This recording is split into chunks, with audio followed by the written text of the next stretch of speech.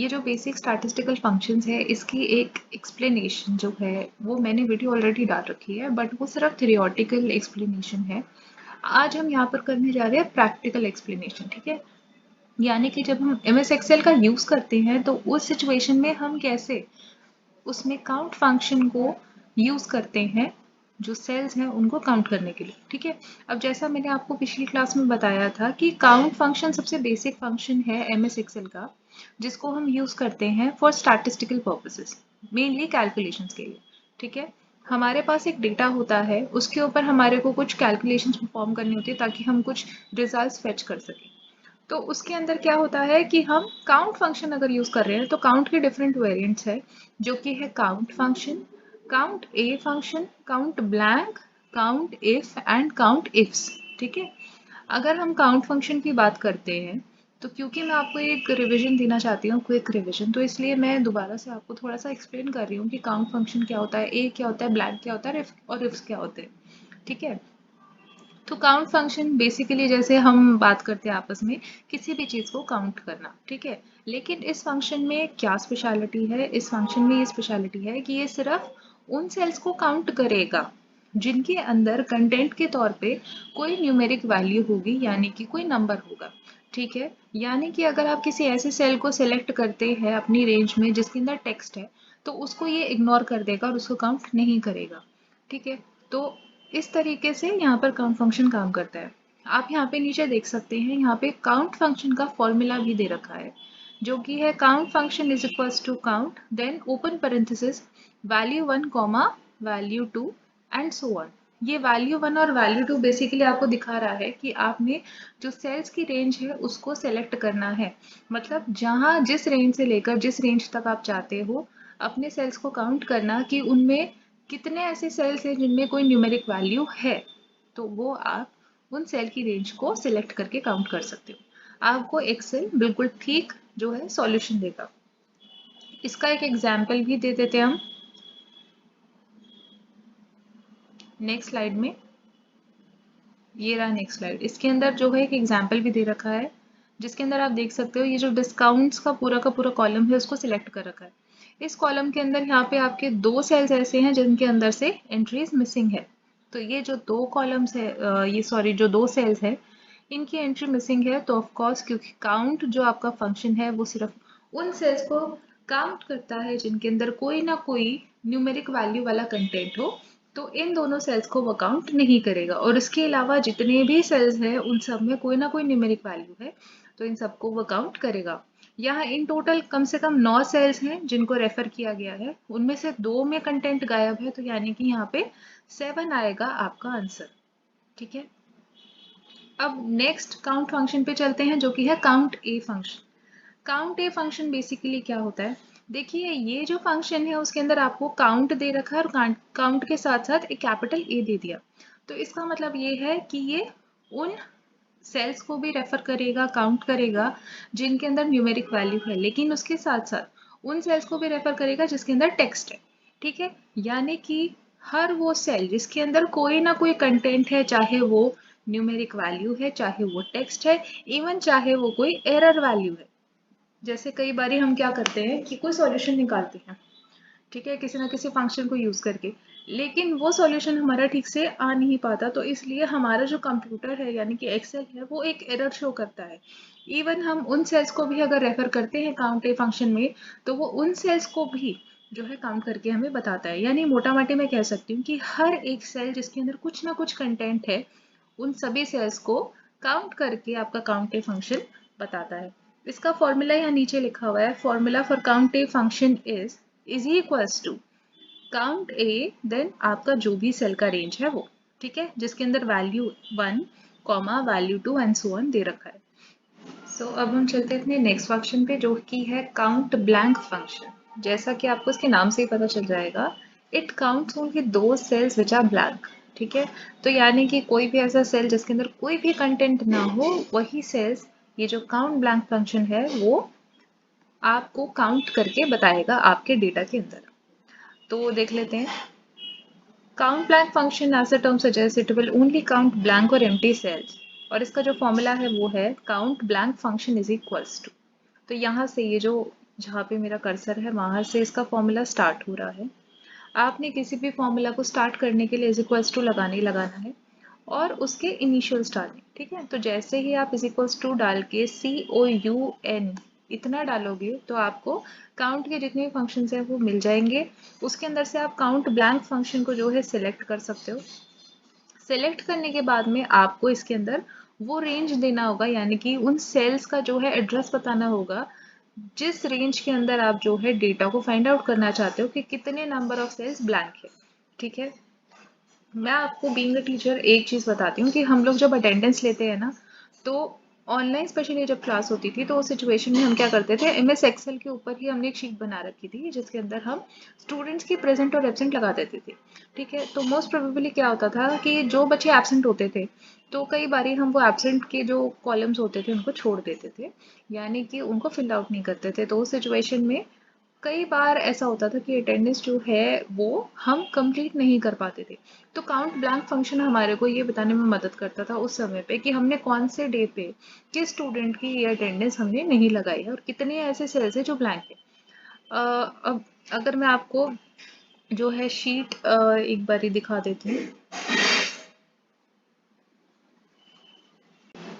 देखो इस टाइप की आपकी अटेंडेंस शीट होती थी, तो इसके अंदर आप देख सकते हो कि कितने सारे जो है सेल्स हैं और इसके अंदर ये फिगर आउट करना कि कितने सेल्स हमने फिल किए हैं, कितने सेल्स हमने जो है फिल आउट नहीं किए हैं, तो बहुत ज़्यादा डिफिकल्ट हो जाता था। तो उस सिचुएशन में हमारे को काउंट ब्लैंक ऑप्शन का ही यूज़ करना पड़ता था। जो हमारा फंक्शन है काउंट ब्लैंक वो बहुत ज़्यादा काम आता था, क्योंकि इससे हमें पता चल जाता था कि कितने नंबर ऑफ सेल्स जो है वो हमारे ब्लैंक छूट गए हैं। और ऑफ कोर्स अब यहाँ पे प्रेजेंट तो मैं ऑलरेडी लगा देती थी, बट एब्सेंट्स में लगाना भूल जाती थी।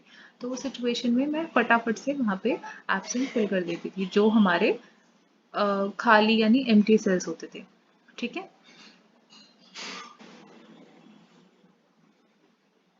अब इसके बाद चलते हैं नेक्स्ट जो हमारा काउंट फंक्शन है उस पे, count if function.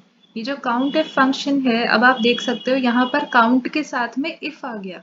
If is basically a question जो कि आपसे कभी जो है पूछा जाता है। इंग्लिश लैंग्वेज में इफ इज समथिंग जो कि एक क्वेश्चन के तौर पे आपसे पूछा जाता है। तो यहाँ पर काउंट इफ का मतलब है कि ये जो इफ है वो यूज किया गया है ताकि यूजर अगर कोई ऐसी जो है कंडीशन लगाना चाहता है जो कि ऑलरेडी MS एक्सेल के फॉर्मूलाज में अवेलेबल नहीं है, ताकि वो जो अपना यूजेज है एक्सेल का उसको मॉडिफाई कर सके, ठीक है। उस सिचुएशन में आप काउंट इफ का यूज कर सकते हो। तो एक बार इसकी डेफिनेशन पढ़ते हैं। Count if function is the most used function in Excel. The function will work on a particular condition given by the user as per their requirement, ठीक है।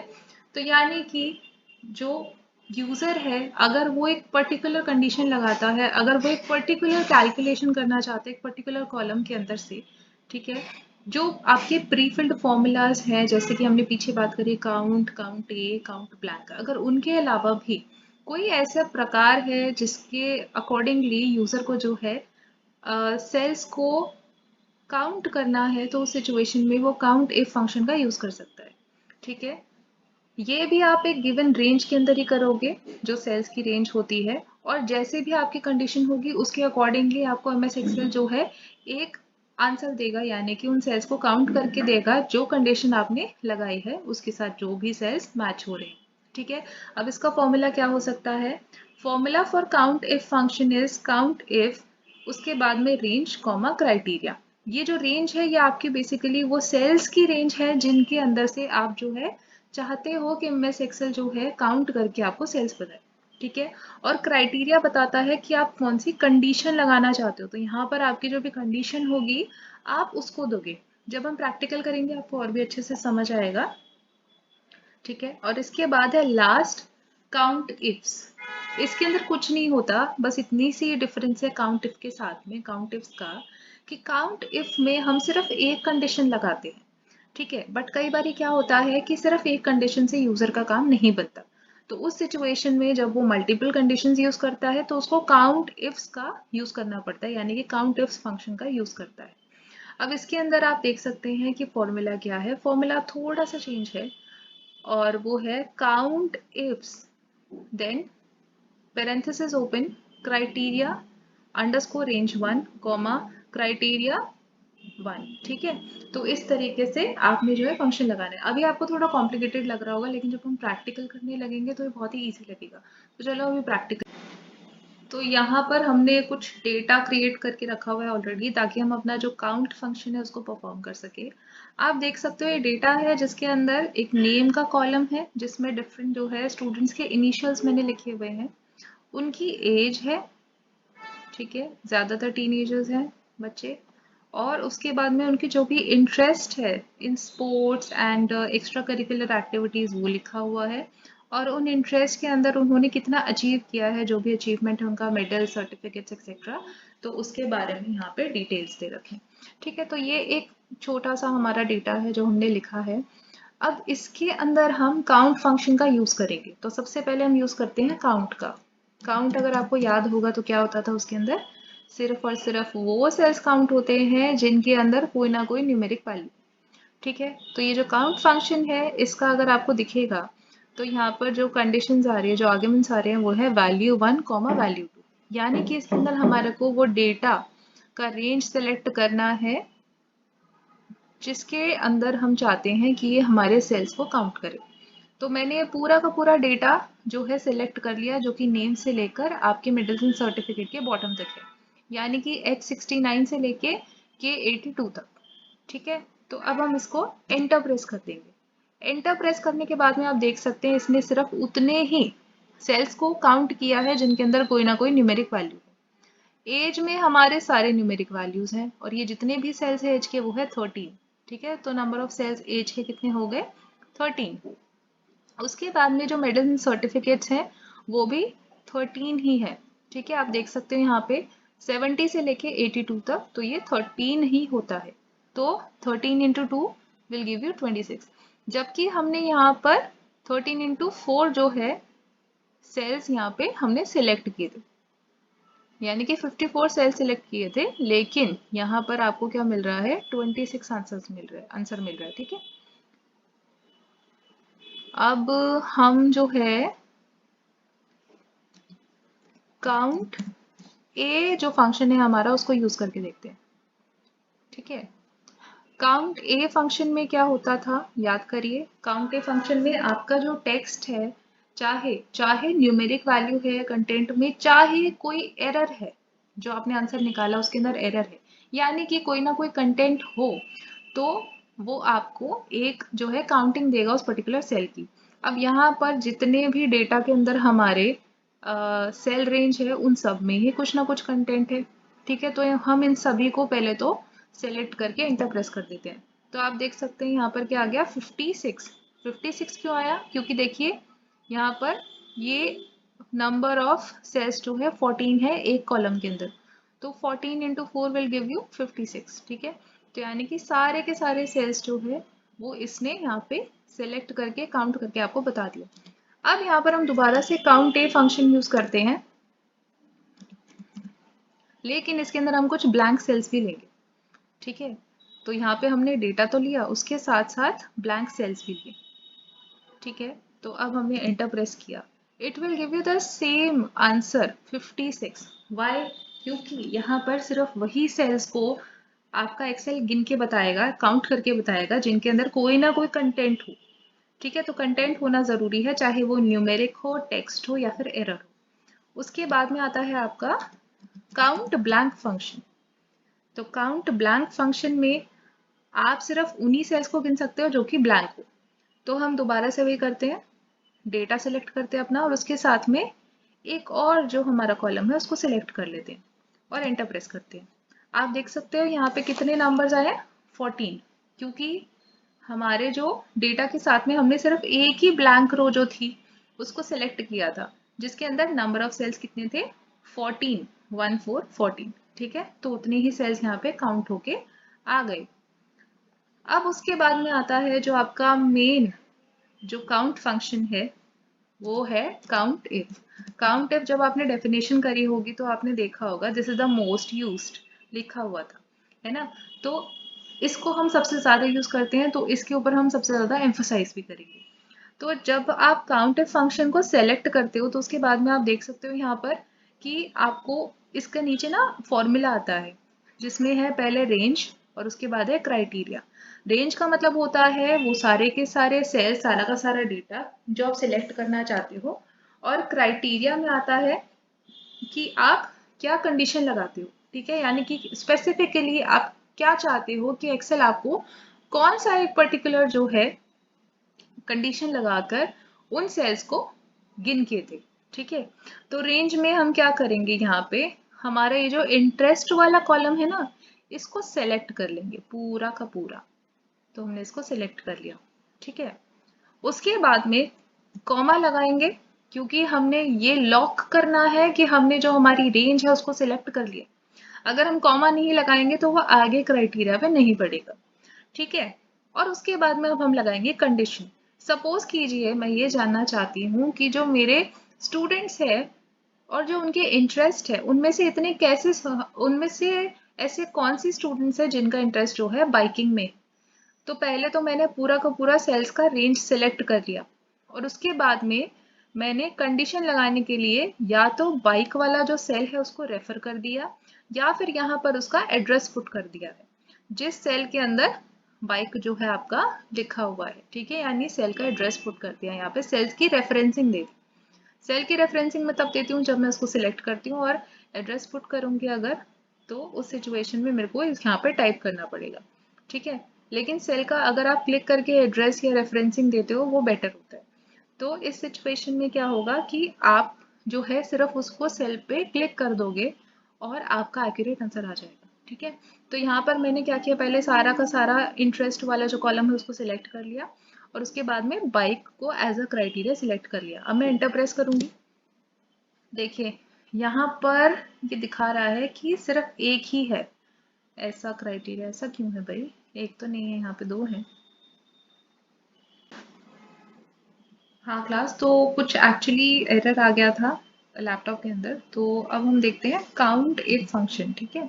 काउंट इफ के लिए हमें उसके इनिशियल्स जो है उनको प्रेस करना है। सबसे पहले काउंट इफ फंक्शन आ जाएगा।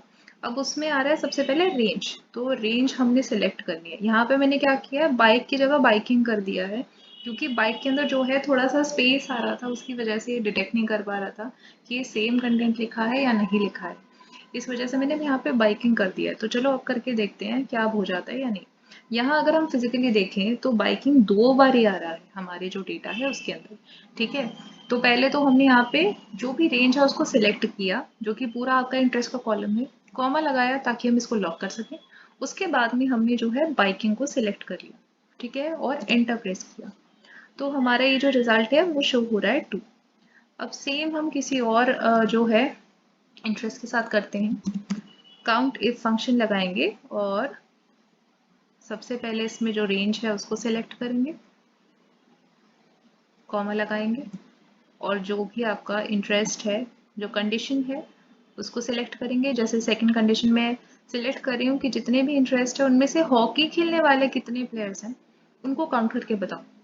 तो यहाँ पर मैंने पूरा इंटरेस्ट का कॉलम सिलेक्ट किया है और हॉकी सिलेक्ट किया है, जिससे कि मुझे पता चल जाएगा कि हॉकी खेलने वाले कितने प्लेयर्स हैं। अब मैं एंटर प्रेस करूंगी तो यहाँ पे भी 2 आ गया। आप देख सकते हो यहाँ पर दो ही ऐसे प्लेयर्स हैं जो कि बाइकिंग करते हैं और जो कि हॉकी खेलते हैं। तो हमारा आंसर बिल्कुल ठीक है, यानी कि जो हमारा काउंट इफ फंक्शन है वो कंप्लीट हो गया।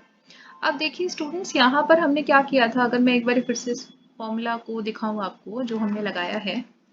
हमने काउंट इफ फंक्शन सेलेक्ट किया, रेंज सेलेक्ट करी, और वो जो सेल है जिसके अंदर हमारा वो कंटेंट ऑलरेडी गिवन है, जैसे अगर मैं बाइकिंग पता करना चाहती हूँ तो जिस सेल में बाइकिंग लिखा हुआ है यानी कंटेंट बाइकिंग है उसको मैंने सिलेक्ट कर लिया। तो एक तो आपका ये तरीका है कि आप यहाँ पर फॉर्मूला लगा सकते हो।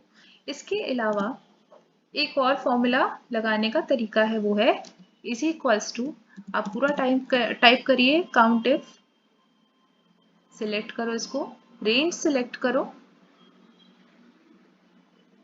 कॉमा लगाओ। इसके बाद में आप कोट्स का यूज कर सकते हो, ठीक है।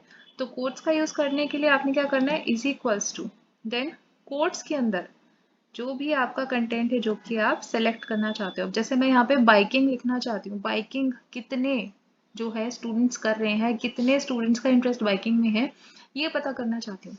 तो मैं टाइप करूंगी यहाँ पे बाइकिंग, ठीक है, बस एक बार ये चेक कर लेना कि आपकी जो स्पेलिंग है वो उन स्पेलिंग से मैच कर रही है जो कि आपके डेटा के अंदर है। उसके बाद में मैं जो आपका बाइकिंग है उसको क्लोज कर दूंगी और एंटर प्रेस कर दूंगी।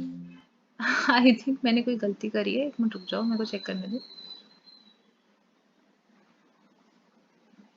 पेरेंथेसिस क्लोज करके देखते हैं, फिर एंटर करते हैं। Maybe I am doing something wrong. Yes, there was a little bit mistake actually. मुझे जो है यहाँ पे कोट्स एकदम बिगिनिंग में लगाना था, ठीक है, यानी इज इक्वल्स टू भी बाद में देना है।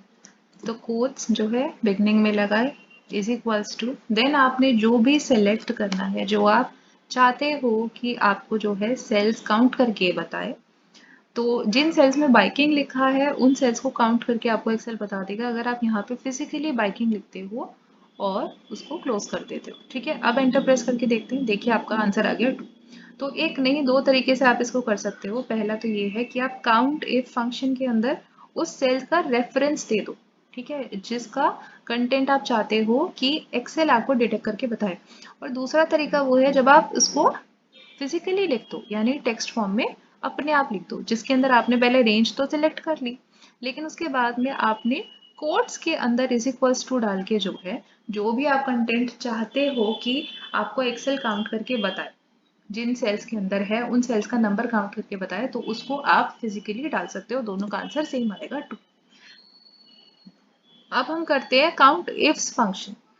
देखिए काउंट इफ्स फंक्शन में क्या होता है, काउंट इफ वाले काम होता है, बस सिर्फ इतना सा डिफरेंस होता है कि आपकी एक नहीं दो कंडीशंस लग जाती हैं, दो से ज्यादा लग जाती हैं। ठीक है, तो यहाँ पे हम दो कंडीशंस वाली बात करें। तो पहले तो आपका जो काउंट इफ है उसको सिलेक्ट कर लेते हैं, काउंट इफ्स को, जो हमारा फंक्शन है। अब उसके बाद इसमें ये दिखा रहा है what is the criteria range 1। ठीक है, तो यानी कि हमने जो रेंज है जिसके अंदर हम चाहते हैं कि हमारा डेटा डिटेक्ट करना चाहते हैं, उस पूरी रेंज को हम सिलेक्ट कर लेते हैं। ठीक है, तो हमने वो सिलेक्ट कर ली रेंज। अब उसके बाद में कॉमा डाल के इसको सिक्योर करेंगे। देन हमारा क्राइटेरिया, ठीक है, तो यहाँ पर क्राइटेरिया जो है मैं बाइकिंग ही चाहती हूँ दोबारा से। ओके, तो ये हमारी होगी पहली कंडीशन। इसके बाद में दूसरी कंडीशन लगाते हैं। दूसरी कंडीशन क्या है, उसमें भी सेम डेटा हम सेलेक्ट करेंगे, उसको सिक्योर करेंगे, और 3। ठीक है, यहाँ पर मैंने बेसिकली किया क्या है, यहाँ पर मैं ये पता करना चाहती हूँ कि ऐसे कितने प्लेयर्स हैं जो कि बाइकिंग करते हैं और जिनको लगभग 3 मेडल्स या सर्टिफिकेट मिले हैं। ठीक है, तो मेरा सिंपल सा ये क्वेश्चन है कि कितने ऐसे प्लेयर्स हैं जिनको 3 मेडल्स या सर्टिफिकेट मिले हैं। ठीक है, तो अगर मैं ये पता करना चाहती हूँ तो मैं क्या करूँगी, पहले तो मैंने इंटरेस्ट जो है उनको सेलेक्ट कर लिया। चलो मैं हाँ, इंटरेस्ट जो है, interest along with medals and certificate data में सिलेक्ट कर लिया, कॉमा लगाया, बाइकिंग सिलेक्ट कर लिया। तो ये पहले में तो ये डिटेक्ट करके बताएगा कि बाइकिंग कितने जो है आपके सेल्स में है। ठीक है, और उनके कॉरेस्पॉन्डेंट कितने ऐसे सेल्स है जिनके अंदर मेडल्स, एक बाइकिंग करने वाले को लगभग 3 मेडल मिल रहे हैं। ठीक है, एंटर प्रेस करेंगे, देखते हैं यहाँ पे 0 आ गया, तो इसका मतलब मैंने यहाँ कहीं ना कहीं कुछ ना कुछ गड़बड़ करी है। गड़बड़ क्या करी है, वो ये करी है कि फर्स्ट वाला जो है हमारा क्राइटेरिया, उसके अंदर हमारे को सिर्फ रेंज सेलेक्ट करनी चाहिए थी इंटरेस्ट की। ठीक है, क्योंकि हम बाइकिंग यहाँ पर जो है हमारा क्राइटेरिया दे रहे हैं, हमारा जो कंडीशन है वो हम बाइकिंग दे रहे हैं, और रेंज हमने सेलेक्ट कर ली मेडल्स और सर्टिफिकेट्स वाली भी। तो इसलिए आपको यहाँ पर एरर शो करेगा या फिर 0 शो करेगा। तो हम दोबारा से इसको सिलेक्ट करके देखते हैं कोई चेंज आता है या नहीं आता। तो हमने इंटरेस्ट सिलेक्ट किया, जो भी इंटरेस्ट का रेंज है वो सिलेक्ट किया। ठीक है, उसके बाद में हम बाइकिंग जो है एज अ क्राइटेरिया या कंडीशन हम सिलेक्ट करेंगे। ठीक है, तो यानी कि हमने पूरा पूरा कॉलम सिलेक्ट किया उन लोगों का जो कि यहाँ पर शो हो रहे हैं उनके इंटरेस्ट का, और उसके बाद में उनमें से बाइकिंग करने वाले कितने लोग हैं। तो जैसे पिछली कंडीशन लगाई थी तो वैसे ही हो गया। अब उसमें से भी सेकंड कंडीशन लगाते हैं हम, जो कि है मेडल्स एंड सर्टिफिकेट्स की। अब मैं इसमें ये जानना चाहती हूँ कि इतने ऐसे कौन से ऐसे कितने बाइकर्स हैं जिन्होंने बाइकिंग करते हुए 3 सर्टिफिकेट्स या 3 मेडल्स लिए। ठीक है, तो उसके लिए मैं क्या करूँगी, मेडल्स एंड सर्टिफिकेट्स वाला पूरा कॉलम सेलेक्ट करूँगी, कॉमा लगाऊंगी और उसके बाद में यहाँ पर 3 वाला जो कॉलम है उसको सिलेक्ट कर लूंगी, 3 वाला जो सेल है उसको सिलेक्ट कर लूंगी और एंटर प्रेस कर दूंगी। तो यहाँ पर 1 आ गया, क्योंकि ऐसा एक ही बाइकर है जिसके 3 जो है मेडल्स हैं। ठीक है, अब हम एक और काउंट टिप्स कंडीशन लगा के देखते हैं।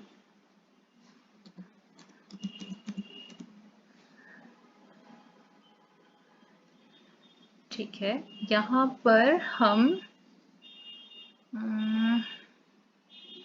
चलो हॉकी ले लेते हैं। तो अब हम अगला जो है क्वेश्चन हमारा ये होगा कि ऐसे कितने हॉकी प्लेयर्स हैं जिन्होंने मोर देन 10 जो है सर्टिफिकेट्स रिसीव किए। ठीक है, तो इसके लिए हम कैसे कंडीशन लगाते हैं देखते हैं। सबसे पहले तो हम जो इंटरेस्ट वाला पूरा कॉलम है उसको सिलेक्ट करेंगे, क्योंकि हमें रेंज सिलेक्ट करनी है, कॉमा लगाएंगे। उसके बाद हमारा क्राइटेरिया क्या है, यानी हम किसको जो है काउंट करना चाहते हैं, हॉकी प्लेयर्स को काउंट करना चाहते हैं। ठीक है, फिर से कॉमा लगाएंगे। अब हमारी जो सेकंड कंडीशन है उसके लिए हमको मेडल्स एंड सर्टिफिकेट्स, कितने ऐसे हॉकी प्लेयर्स हैं जिन्होंने above 10 medals and certificates receive किए हैं, तो ये पता करने के लिए उसकी रेंज सेलेक्ट करनी पड़ेगी, जो कि है मेडल्स एंड सर्टिफिकेट्स की रेंज। ये पूरी की पूरी उसको हमने सिलेक्ट कर लिया, कॉमा लगाया। उसके बाद में अब मेन काम आता है। अब आपको क्या करना है, यहाँ पे सेल्स की रेफरेंसिंग नहीं देनी है, अब आपने लगाने हैं कोट्स। ठीक है, तो कोट लगाने के बाद में आपने क्या करना है, यहाँ पे अबव 10, ठीक है, मोर देन 10, तो आप मोर देन साइन का यूज करोगे, मोर देन 10। ठीक है, इसको क्लोज करोगे और उसके बाद एंटर प्रेस कर दोगे। देखते हैं रिजल्ट आता है या नहीं। देख लीजिए यहाँ पे 2 आ गया। अच्छा, अब आप सोचोगे मैंने यहाँ पर सेल्स की रेफरेंसिंग क्यों नहीं दी।